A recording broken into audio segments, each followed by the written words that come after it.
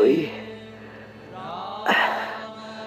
যারা সব কিছু খায় তারাও যেমন তেনার,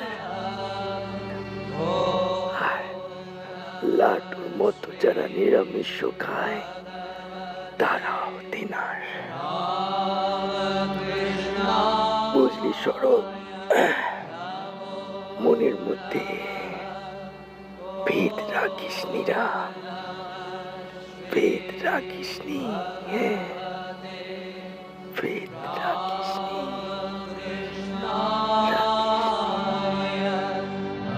এর মধ্যে এমন ভ্রান্ত ধারণা, এমন কুসংস্কার আসে কি করে?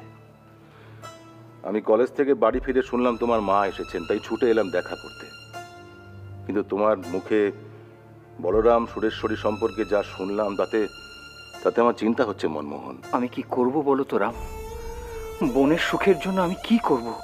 আচ্ছা মনমোহন, সুরেশ্বরী, বিশ্বেশ্বরী এরা শুধু তোমার বোন, আমার বোন নয়? সুরেশ্বরীর মতো এমন শান্ত ভালো মেয়ে খুব একটা দেখা যায় না। দেবদী যে ভক্তি আছে, ঠাকুরের ওপর ভক্তি আছে, ওই ভক্তিটাই যে বলরামের সহ্য হয় না। সহ্য হয় না কারণ বলরাম ঠাকুরকে পছন্দ করে না। সে পছন্দ নাই করতে পারে, সে থাকুক না তার বিশ্বাস নিয়ে, তার ভক্তি নিয়ে। তাই বলে ঠাকুরকে আ কথা কু কথা বলবে, সেটাই বা কেমন কথা? কিসের থেকে বলরামের এই ঠাকুর বিদ্বেষ আমি বুঝতে পারি না রাম। ও তো কোনোদিন ঠাকুরকে চোখেই দেখেনি। এমনিতেই ঠাকুরের শরীর স্বাস্থ্য নিয়ে আমরা খুব চিন্তিত, তার উপর বাড়িতে বলরামকে নিয়ে অকারণ অশান্তি। এসব দূর করার কি কোনো উপায় নেই রাম? মা বলছিলেন, মানে মাকে সুরেশ্বরী বলেছে আর কি। মাসিমাকে সুরেশ্বরী কি বলেছে? যদি বলরামকে একবার ঠাকুরের ওখানে নিয়ে যাওয়া যায়, মানে আমার বোনের বিশ্বাস বলরাম একবার ঠাকুরকে দেখলে। ঠাকুরকে দেখলে? হ্যাঁ মনমোহন, আমার মনে হচ্ছে সুরেশ্বরী ঠিক কথাই বলেছে। কিন্তু রাম, তা কি করে সম্ভব?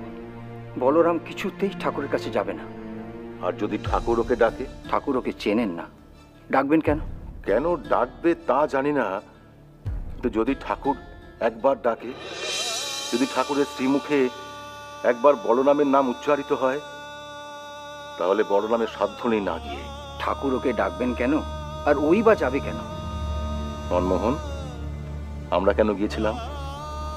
কেন গেছিলাম আমরা?